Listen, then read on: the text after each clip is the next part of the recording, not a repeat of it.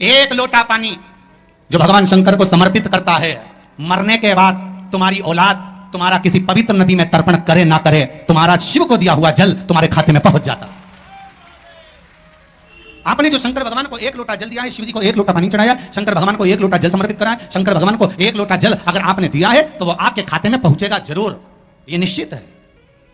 और शिव भक्ति के अनुसार, शंकर भगवान के अनुमोदन के अनुसार, पहले भी कथा में कहा, आज फिर कह रहे हैं, आप जब शंकर भगवान को एक लोटा जल समर्पित करते हो तो वो 33 कौटि देवताओं के हिस्से में चले जाता है, एक भाग पितरों के हिस्से में चले जाता है, एक भाग आहूतों के हिस्से में चले जाता है, एक भाग वाचकों के हिस्से में चले जाता है। आपने जो भगवान को दिया वो धीरे धीरे धीरे धीरे धीरे धीरे धीरे बढ़ता चले जाता है, भगवान के धामों में पहुंचता चले जाता है। जिन जिनको आपने नहीं भी दिया, शंकर भगवान पे चढ़ा हुआ जल उन तक भी पहुंच जाता है। ये केवल आपकी निर्मल और आनंदित भक्ति के बल पर पहुंचता है, भक्ति के बल। भगवान ब्रह्मा और भगवान विष्णु ने जो मंथन किया, उस मंथन में जो शिवलिंग निकला और ब्रह्मा जी के मुख से निकल गया कि ये शिवलिंग जो निकला है इसके चरण कहाँ हैं, इसका शीश कहाँ है, जरा पता करा जाए। और ब्रह्मा स्वयं भगवान शंकर का सिर देखने के लिए जा रहे हैं और भगवान विष्णु मृत्यु लोक में नीचे तलातल में, रसातल में, पताल में भगवान शंकर का चरण ढूंढने के लिए जा रहे हैं, भगवान शिव का चरण।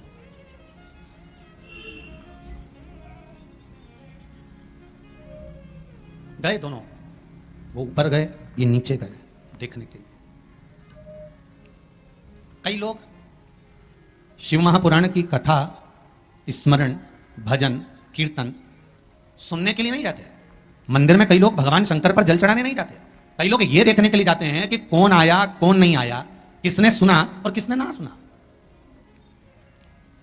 किसने धारण करा किसने ना करा।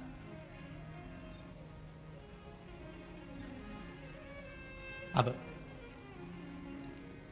ब्रह्मदेव ऊपर गए, इतने ऊपर पहुंच गए, इतने ऊपर पहुंच गए, इतने ऊपर पहुंच गए कि उनके भीतर अभिमत्ता, अहंकार थोड़ा थोड़ा समाहित होने लगा और उन्होंने केतकी के पुष्प को तोड़ लिया और केतकी के पुष्प से कहा कि तुम नीचे चलो मेरे साथ में, भगवान विष्णु के सामने चलकर कह देना कि मुझे भगवान शंकर का शीश मिल गया। केतकी के फूल ने कहा कि यदि मैं झूठ बोलूंगा तो वो श्रेष्ठता कैसे रहेगी, मेरे झूठ बोलने की श्रेष्ठता कैसे होगी, कौन मानेगा मेरी बात को। सामने से गौमाता निकल कर जा रही थी, गाय से कह दिया तुम चलकर कह दो कि तुम चलकर कहो कि भगवान ब्रह्मदेव को भगवान शिव का शीश मिल गया। गाय कहती है मैं क्यों झूठ बोलूं। उसको भी थोड़ा सा लोभ दिया गया और केतकी के पुष्प को भी थोड़ा सा लोभ दिया गया, दोनों को थोड़ा थोड़ा लोभ प्रदान करा। और शिव पुराण कथा कहती है कि जब व्यक्ति के जीवन में थोड़ा सा लोभ उपज जाता है, थोड़ा सा लालच आ जाता है, तो फिर जीवन का किया हुआ सारा कर्म उसका बेकार हो जाता है। और वही हुआ है। केतकी के पुष्प के मन में यह लोभ जाग गया कि मैं ब्रह्मा जी के द्वारा सिंचित हो जाऊंगा, आनंदित हो जाऊंगा। और गाय के मन में यह लोभ जाग गया कि ब्रह्मा जी कह रहे हैं कि सबसे पहली रोटी आपको प्रदान कर दूंगा, तो ये लोभ ही तो जागा। कोई भी चीज करो, अगर कोई सत्कर्म आप कर रहे हैं, थोड़ा सा अच्छा कार्य आप कर रहे हैं, भगवत भजन आप कर रहे हैं, कीर्तन आप कर रहे हैं, मंत्र जाप आप कर रहे हैं, स्मरण आप कर रहे हैं, नाम जाप यदि आप कर रहे हैं, तो वो लोभ से पवित्र होना चाहिए, बहुत दूर।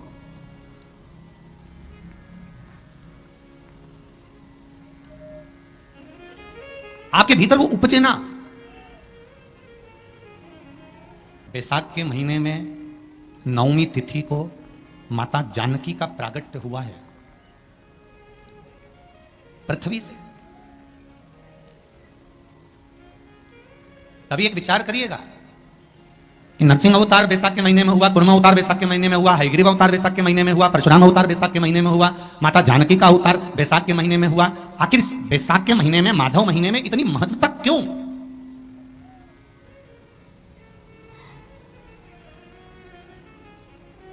बैसाख के महीने में पड़ने वाली एकादशी, चतुर्थी, प्रदोष, अमावस्या, पूर्णिमा, शिवरात्रि, ये सभी इतनी महत्वपूर्ण क्यों हो जाती है? इसकी महत्वता इतनी प्रबल क्यों हो जाती है? किस लिए? क्योंकि बैसाख का जो महीना पड़ता है, सूर्य की संपूर्ण तपन, सूर्य देव अपने पूर्ण तेज के साथ में, पूर्ण तेज के साथ में मृत्यु लोक के निवासियों पर, चाहे जलचर हो, थलचर हो, वायुचर हो, चाहे जो जीव हैं, उस पर जब किरण फेंकते हैं तो संसार का जो मनुष्य है उस पर जब ताप पड़ता है तो ताप पड़ने के कारण उसके मुख से भगवान का नाम निकल ही जाता है, स्मरण नाम निकल ही जाता है। जब उसके मुख से भगवान का नाम निकलता है तो वो भगवान की शरणागति खुद ग्रहण कर लेता है स्वयं। बैसाख की पोथी पढ़ते हो आप लोग? आप में से अगर कोई पढ़ता हो बैसाख महीने की पोथी, तो उसमें एक वर्णन आता है। गीता प्रेस गोरखपुर के कल्याण अंक में भी आप ये पावन बैसाख चरित्र श्रवण कर सकते हैं। उसमें बैसाख महीने की पोथी में 10वें दिवस की कथा में 10वें अध्याय में एक व्याध और शंख मुनि का चरित्र आता है।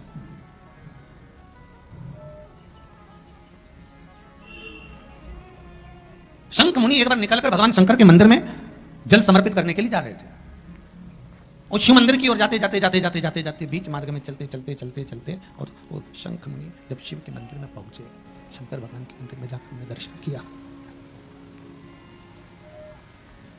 जल का पात्र उठाया और वो जल का पात्र उठाकर जब भगवान शिव को समर्पित कर रहे थे तो उसी समय जल का पात्र उठाकर जब शंकर भगवान को समर्पित करा गया और शंख मुनि निकलकर जब बाहर आ रहे थे, आते आते शंख मुनि के मन में एक भाव उत्पन्न हो गया कि जब हम भगवान शिव को कुछ वस्तु समर्पित करते हैं तो उसका फल, उसका पुण्य फल हमें कितने समय में प्राप्त होता है। ये शंख मुनि के मन में एक विचार जागृत हो गया, शंख मुनि के मन में एक भाव जागृत हो गया। कई माताएं पशुपति व्रत करती हैं, कई ऐसी माताएं हैं जिन्होंने 2-3 बार पशुपति व्रत कर लिए होंगे। दूसरे को बताया, उसने व्रत करा, उसका हो गया, उसको फायदा भी मिल गया, और ये 3 कर ली, उसके बाद भी कुछ ना कुछ रह गया। तो इसके मन में आया कि बताओ, मैं भी व्रत कर रही हूं, ये भी व्रत कर रहा है, ये भी व्रत को सुन कर रहा है, मैं भी व्रत कर रही हूं, आपकी बात समझ में नहीं आती। उसको लाभ मिल गया, मुझे लाभ नहीं मिला। उसको लाभ की अनुभूति होगी, मुझे लाभ की अनुभूति नहीं हुई। तो कभी विचार करना कि तुमने उसको पशुपति व्रत बताया, उसने व्रत किया और बड़े दिल से करा, बड़े बड़े दिल से करा, तुम्हारे बताए अनुसार करा। मतलब तुम्हारी बात पर कितना विश्वास होगा उसको, तुम्हारी बात पर कितना भरोसा होगा उसको, और तुम्हारे बताए अनुसार उसने पशुपति व्रत कर लिया और उसका काम हो गया। और तुम 2 बार, 3 बार, 4 बार, 5 बार कर चुकी तो भी नहीं हुआ। उसका कारण क्या हो सकता है? उसका एक कारण है, तुम्हारी बात पर उसने विश्वास कर लिया पर तुम अभी विश्वास पूर्ण रूप से कर नहीं पाई हो। तुमने ये सोचा है कि दुनिया कर रही है तो अपन भी कर लो। एक बार महाराज ने बोला है कर लो, देखा जाए। पर तुम्हारे भारत में वो जागृत, तुम्हारे पास में वो जागृत था, तुम्हारे पास में वो बल, तुम्हारे पास में वो वेग, तुम्हारे पास में वो बल प्राप्त नहीं हुआ, वो विश्वास जागृत नहीं हुआ। यदि तुम्हारे पास वो विश्वास जागृत हो जाता, वो बल जागृत हो जाता, तो तुमने जो पशुपति व्रत करा उसका फल तुमको मिल जाता। अगर विश्वास जागृत होता तो फल मिल जाता। विश्वास जागृत होने पर फल की अनुभूति है। किस किस के घर में तुलसी का पौधा है? सबके यहां है? रख लो।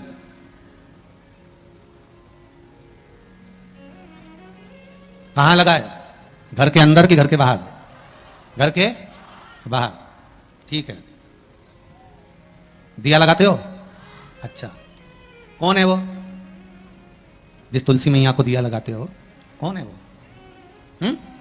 बोलते तो जाओ जरा जल्दी जल्दी। माता है। घर में जो सास है वो कौन है? वो भी बोलो तो जम के बोलो जरा। माता है। बैसाख का महीना चल रहा है, बहुत जोरदार गर्मी पड़ रही है, बहुत जोरदार गर्मी, खूब जोर की। तुम्हारी सास की कुर्सी घर के बाहर लगा दो। कितने घंटे बैठ सकती है वो? बोलो जरा, जम के बोलते जाओ। यहां विश्वास की कथा चल रही है, भाव और श्रद्धा की कथा चल रही है। कितने घंटे बैठेगी वो? अरे 1 घंटा भी जाने दो जी। 15 मिनट ऐसी चिलचिलाती हुई धूप में वो बैठ जाए, बहुत कठिन बात, बहुत कठिन। तुम्हारे घर के दरवाजे पर तुलसी का क्यारा है, तुम उसको दिया लगाती हो, माता कहती हो, पूजती हो। तुमने तुलसा महारानी से कहा, माँ बैसाख की गर्मी पड़ रही है, तेरे को गर्मी लग रही होगी, चल थोड़ी देर में तुझे अपने कक्ष में लेकर चलती हूँ, थोड़ी छांव में रख देती हूँ, तेरे ऊपर एक छत्र लगा देती हूँ, थोड़ा सा एक ब्लाउज का टुकड़ा पड़ा हुआ है, पीस पड़ा हुआ है, उसको मैं तेरे ऊपर डाल देती हूँ, जिससे तुझे गर्मी कम लगेगी। कभी विचार किया? पिनाया है सबने? ए झूठे लियो, पाटीदार जी गाड़ी लगाओ जरा, सबका घर चला, देख के तो आए कितनों के घर में पिनाया है? अरे देखा देखी में काम बिगड़ जाता है। एक बार कक्षा 8वीं का पेपर था, बच्चों के लिए एग्जाम में लिखने को आ गया, दिल्ली की सबसे बड़ी मीनार का नाम लिखो। आगे वाले ने लिख दिया दिल्ली में कुतुब मीनार है, पीछे वाले ने आगे वाले का देखकर लिख दिया दिल्ली में कुतिया बीमार है। जितने बैठे हैं उसमें से 50, 100, 200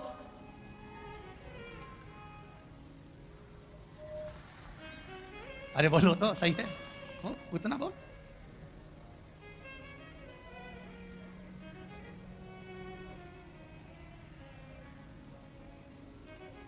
ये तो आपकी चित्तवृत्ति में आपको थोड़ा सा वो कहते हैं ना, एक पत्नी अपने पति के पांव छूती है, एक पत्नी अपने पति को प्रणाम करती है, और बाकी की जितनियों से पूछा गया क्या सब पांव छूती है? हाँ, तुरंत तैयार। अरे गुरु जी आओ, ये तो उसी में कहा लोग है ना, वो एक आप लोग गाते हैं ना, वो देवी जी की आरती, माता पिता का है इस जग में बड़ा ही सुंदर नाता, उसी में कहा है पति पत्नी का है इस जग में बड़ा ही सुंदर नाता, बेटी बेटी पत्नी खाती, पति कमा कमा मर जाता।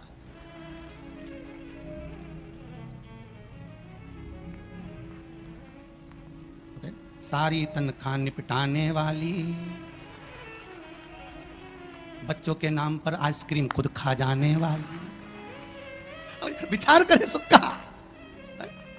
सोचे कि एक उठाया सब ने, हाँ हमने भी डाल रखा है। अरे थोड़ा सा दिल में, हृदय में, चित्त में, मन में भाव लेकर जा, बस थोड़ा सा भी लाए ना, उतने में तो कल्याण हो गया। जैसे पत्र में किसी ने लिखा कि बच्चे शिव मंदिर में जाते हैं, नंदी महाराज के कानों में कुछ कहते हैं, उसको कहना नहीं आता, तो तेरी भाषा से, दिल से, हृदय से, चित्त से, मन से जो कहा भगवान ने उसको स्वीकार कर लिया। आप कहे तो है ना दिल से।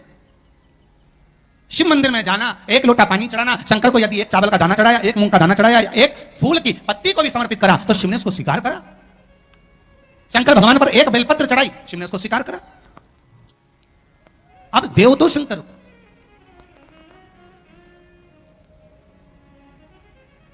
अब भगवान ओघरदानी को प्रदान तो करो।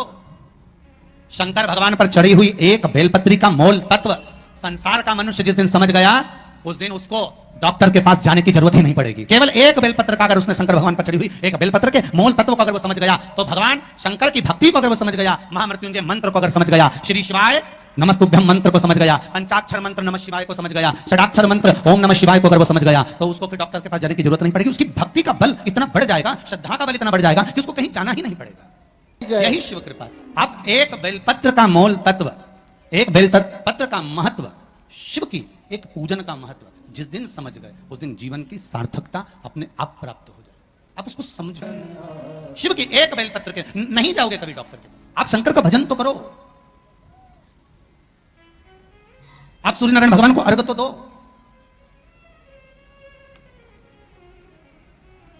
आप एक बेलपत्र शंकर को समर्पित तो करो। जिस बेलपत्र को आप वृक्ष पे से तोड़कर या बाजार में से 5 रुपए की खरीद कर लेकर शंकर भगवान को चढ़ा देते हो, शिव जी के पास जो पहुंच गई, जो अर्पण कर दिया जाता है, भगवान को दे दिया जाता है, वही तो प्रसाद बन जाता है। अरे बोलो जम के।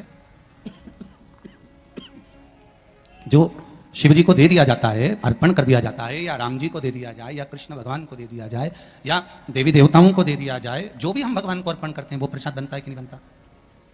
अरे बोलो जम के, बनता है ना प्रसाद। तो राम जी को तुमने लड्डू का भोग लगाया तो वो प्रसाद बन गया, उसको तुम लोगों ने खाया कि नहीं खाया? अरे बोलो जम के, खाया। हनुमान जी के मंदिर में ले जाके नारियल फोड़ा, वो प्रसाद बन गया। वो की चिटक निकाल निकाल के तुमने खाई कि नहीं खाई? खाई ना। देवी जी के मंदिर में गए, पूड़ी और हलवे का भोग लगाया, वो प्रसाद बना कि नहीं बना? अब शंकर भगवान को कोई तुम रोज तो चूरमा नहीं लगाओगे, शंकर भगवान को रोज तो तुम लड्डू लेकर नहीं जाओगे, शंकर भगवान को रोज तो तुम मिश्री लेकर नहीं जाओगे, तो शंकर भगवान के लिए रोज क्या लेकर जाते हो? बेलपत्र। अगर शिव जी को तुमने जो बेलपत्र चढ़ाया तो वो प्रसाद बना कि नहीं बना? बन गया ना। अब प्रसाद बन गया तो उस बेलपत्र को उठाकर लाकर खाना और खाकर अपनी औषधि के रूप में उसको स्वीकार करना, उसके बाद इस शरीर में चाहे शुगर हो, चाहे बीपी हो, चाहे ब्लड प्रेशर किसी भी रूप में हो, चाहे किडनी लीवर कुछ भी डैमेज हो रहा हो, डायलिसिस चल रहा हो, अब एक बार बाबा को चढ़ाकर उससे विनती कर कर तो लाओ कि हे शंभु, ये तेरे बल पर लेकर जा रहा हूं, मैंने सुना है तुझ पर जो चढ़ता है वो प्रसाद बन जाता है, और ये त्रिगुणाकार बेलपत्र को मैं लेकर जा रहा हूं, मैं खाऊं और बाबा इतनी कृपा कर देना कि ये औषधि का काम कर दे और मेरी बीमारियां समाप्त कर दे। ये शिव से कहो।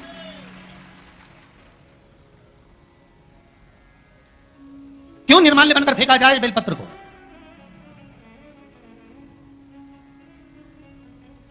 इस बेलपत्र के मूल तत्व को जिस दिन जानोगे, बैसाखी शिवरात्रि शिव महापुराण की कथा चल रही है रतलाम के इस पावन प्रांगण में, और लाखों लाखों लोग कथा को श्रवण कर रहे हैं।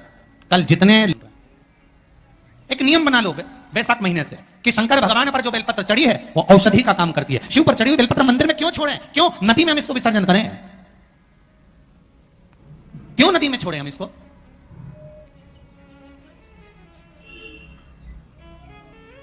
उसको उठा लाए, उसका प्रयोग करा, खाया, और उसका जो फल हमें मिला वो जीवन का सुख। हम तो ब्राह्मणों से भी कहेंगे, जितने ब्राह्मण जन शंकर भगवान के मंदिर में पूजन करते हैं, जितने विप्रजन भगवान शिव के मंदिर में पूजन करते हैं, उनको करबद्ध निवेदन, उनके चरणों को प्रणाम कर कर, उनके चरणों को नमन कर कर, उन ब्राह्मणों के चरणों को नमन कर कर निवेदन करूंगा कि आप शंकर जी के मंदिर में कोई प्रसाद बांटो ना बांटो, जो बेलपत्र शंकर जी के मंदिर में चढ़ती है उस बेलपत्र को उठाकर धूप में डाल दो, सुखा लो, पीस लो, और पीसने के बाद उसकी पुड़िया बना लो, उस पुड़िया को प्रसाद के रूप में देना चालू कर दो कि ये खाना चालू करो, किडनी लीवर शुगर बीपी सब धीरे धीरे धीरे धीरे समाप्त होने लगेगा। तुम करो तो वो बेलपत्र ना तो किसी नदी में विसर्जन करने की जरूरत है और ना कहीं फेंकने की जरूरत है।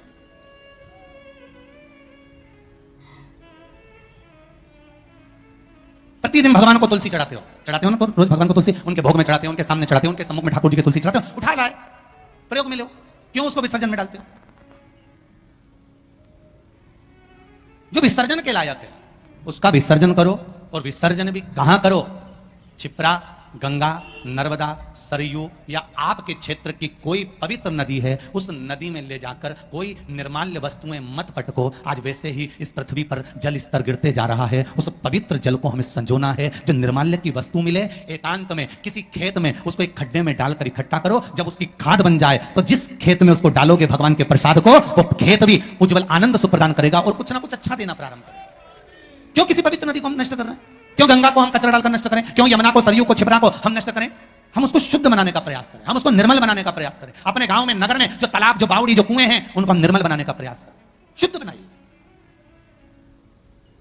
भगवान ब्रह्मा और भगवान विष्णु ने यह संवाद निश्चित कर दिया कि मैं चरण देखने के लिए जा रहा हूं, आप शीश देखने के लिए जा रहे हैं, शीश में भगवान नहीं मिल पा रहे। भगवान चरण देखने के लिए गए, चरण ढूंढते ढूंढते ढूंढते भगवान विष्णु सामने प्रकट हो गए। ब्रह्मा जी भी आए, गाय और केतकी के फूल को लेकर आए, पर इनको चरण नहीं मिले, और ब्रह्मा जी ने कह दिया कि मुझे शीश मिल गया। झूठ निश्चित कर दिया है, असत्य निश्चित कर दिया। जितने झूठ बोलने वाले होते हैं ना, उनसे एक निवेदन है, बोलो, तुम्हारी झूठ बोलने की आदत है ना, खूब बोलो, हमारी तरफ से एकदम फ्री, झूठ बोलो, खूब बोलो। गला पकड़ रहा है बाबू, झूठ बोलो, खूब बोलो, दमदारी से बोलो, तुम्हारी जितनी कैपेसिटी है उसके अनुसार बोलो, मना नहीं हो। हम ये भी नहीं बोलेंगे कि मत बोलो, पर झूठ कहां बोलना है वो समझ लेना। पत्नी पति से झूठ ना बोले, शिव महापुराण की कथा कहती है। एक झूठ माता सती ने शंकर जी से कह दिया था, मैंने कोई परीक्षा नहीं ली। सती का क्या हाल हुआ? बोलते जाओ जल्दी जल्दी, अपने रतलाम वाले हैं, बोलते जाओ। सती का क्या हुआ था? जल के क्यों जली? क्या जरूरत पड़ी सती माता को जलने की? क्यों जली है माता सती? क्यों भस्म हुई है माता सती? क्या कारण था माता सती के जलने का? केवल एक झूठ माता सती ने भगवान शंकर से आकर कह दिया था, मैंने कोई परीक्षा नहीं ली, कोई परीक्षा नहीं ली। शंकर भगवान ने ध्यान लगाकर देख लिया। तुम मार्केट में पल्लू यहां लेके चल रही हो कि यहां? तुम आकर पति ने पूछा क्यों? तो वो दुकान पे खड़ी थी और थारा पल्लू इधर पड़ा था। कहीं नहीं, मैं तो यूं च पड़ी, तुमने किसी और को देख लिया होगा। ठीक है, अब पहले के समय में शंकर भगवान ध्यान लगाकर देख लिए थे कि सती मैया ने झूठ बोला कि सच बोला। आज के जमाने में तो दुकान दुकान में कैमरा लगा हुआ, पकड़ के ले गया, चल अभी चल तुम्हारे साथ, तुम्हारे झूठा रही, मुझे झूठला रही, चल। और गाड़ी पे ले गया ने बिठाया, और कई हाल चल रहे बलबीर थारा, बस जोरदार। ला थारी भाभी अभी आई थी कि नहीं आई थी? सामान लेने आई थी। सिर पे पल्लू था कि इनंग धरा था? क्या अब मैं सामान दिखाऊं कि भाभी का पल्लू देखो? ठीक है, जरा कैमरा लगा तो अरे चार चार लग गया है, तो जहां थारी भाभी खड़ी थी वहां कैमरा था, ये लगा हमारा पीछे ही, ले जरा दिखाना। और जो दिखाया तो पल्लू तो यंज धरा था। तो उन्हें कहा तो झूठ बोल दी। फिर शिव पुराण करे, सती मैया ने शंकर जी से झूठ बोला, पत्नी कभी अपने पति से झूठ ना बोले।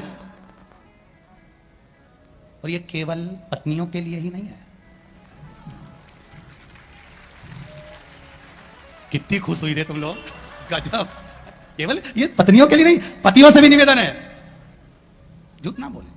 पत्नी पति से, पति पत्नी से झूठ ना बोले। और एक निवेदन करूंगा मेरे घर की बेटियों से, क्योंकि आप मेरे घर की बेटी हो, भारत की भूमि पर जन्म ली हो, और भारत की भूमि पर जो बेटियां जन्म लेती हैं वो मेरे ही घर की बेटी कहलाती है। उनसे निवेदन करूंगा कि आप, मेरी बेटियों से निवेदन है, सबसे झूठ बोल लेना, पर जिस मां ने तुमको कोख में रखा और जिस पिता ने पूरी जिंदगी तुम्हारे ऊपर खर्च कर दी कमा कर लगाने में, पढ़ाने में, उस माँ बाप से कभी झूठ मत बोलना। सत्य कह दो कि यह बात है। निर्णय तुम्हारे माता पिता लेंगे। गणेश जी महाराज की शादी होना थी, घर में बड़े कौन थे? शंकर जी के, कार्तिक के। शादी किसकी हो रही है? गणेश जी की। प्रजापतियों की कन्या रिद्धि और सिद्धि। जब देव ऋषि नारद ने कहा प्रजापति से बेटियों का विवाह नहीं करना है, करना है, पर मैंने अभी बेटियों से पूछा नहीं है। विवाह के लिए मुझे बेटियों से तो बात करना पड़ेगी ना कि बेटियां विवाह करना है मुझे तुम्हारा। बेटियों ने अपने पिताजी से कहा, पिताजी हम भी विवाह करने को तैयार हैं, पर बात इतनी सी है कि हम विवाह तो कर लेंगे, पर बात केवल एक तत्व की है कि पिताजी हम विवाह तो करें, पर हम दोनों का जन्म एक साथ हुआ है, इसलिए विवाह भी एक ही लड़के से करेंगे। ठीक है। दूसरा, हमें मीठा खाने का शौक है, लड़का भी ऐसा होना चाहिए कि उसको भी मीठा खाने का शौक। ठीक है। हम दोनों बहन धीरे धीरे बात करती हैं, उसके कान ऐसे होना चाहिए कि वो हमारी धीमी बात को भी सुन ले। ठीक है। हम जब भोजन बनाएं आवाज लगाने की जरूरत नहीं पड़े, सुगंध नाक में जाए और दौड़ के आ जाए, ऐसा तुम्हारा दामाद होना चाहिए। ठीक है। और जहां बैठे तो लगे कि जमाई साहब बैठे हैं, उठ उठ के नी भागे, ऐसा दामाद होना चाहिए। तो देव ऋषि नारद ने पूछा तुम्हारी लड़कियों के लिए कैसा लड़का चाहिए, तो बेटियों ने बताया ऐसा ढूंढ लो, तो ढूंढ लिया और एक ही मिला।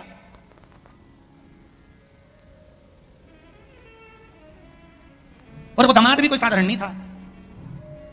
सब देवताओं की शादी हो रही थी, गणेश जी की शादी नहीं हो रही थी। क्यों? क्योंकि इनको मुंह काय का लगा था? हाथी का। अब जब मुख हाथी का लगा हुआ है तो सबसे पहले प्रथम देवता गणेश जी महाराज थे, और सबसे पहले ब्याह शादी में इन्हीं को बुलाते थे। पर दिक्कत एक ही थी कि इनकी नहीं हुई थी ना, तो ये सबका काम बिगाड़ देते थे। अब इनकी पूजन हो रही शादी में, जिनके यहां भी इनको बुलाते हैं वहां शादी में इनकी पूजन होती, और ये अपने चूहों उनको कह देते, चूहे को कि चले जाओ, वो दूल्हे के कपड़े रखे ना पीछे से ही काटिया, और जितने दुल्हन के कपड़े धरे उनके भी कुतरिया, जब कुतर दे। और चूहे जाते हैं और शादी में जो दूल्हा दुल्हन कपड़े पहनते सब कुतर देते हैं। सब शादी में यही हाल। सारी शादी में एक दिन शनि महाराज निकल कर जा रहे थे, तो ब्रह्मा जी ने शनि देव से कह दिया, जितने भी दूल्हा दुल्हन की शादी होती है, क्यों शनिदेव अपनी कुदृष्टि इन पर क्यों देते हो? शनि जी ने कहा मैं कहां कुदृष्टि देता हूं, और क्या बताओ, दूल्हा दुल्हन के सारे कपड़ों में आग लग जाती है, सारे कपड़े कुतर जाते हैं, चूहे उनको काट देते हैं, ऐसे छेद पड़ जाते हैं, ये आप नहीं दे रहे तो कौन दे रहा है?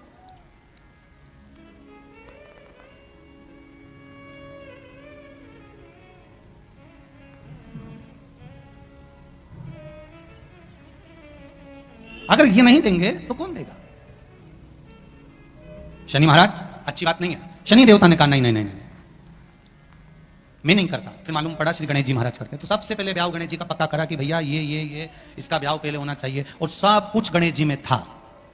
कान भी ऐसे थे बड़े बड़े कि सुनाई भी अच्छे से दे जाता, नाक भी ऐसी थी कि यहां बैठे वहां से सूंघ लेते, और दामाद भी ऐसा था कि एक बार बैठ गया तो 10 दिन उठता ही नहीं था। साधारण थे। मेरा बेटियों से निवेदन, पत्नी पति से झूठ ना बोले, पति पत्नी से झूठ ना बोले, बेटी अपने माता पिता से झूठ ना बोले।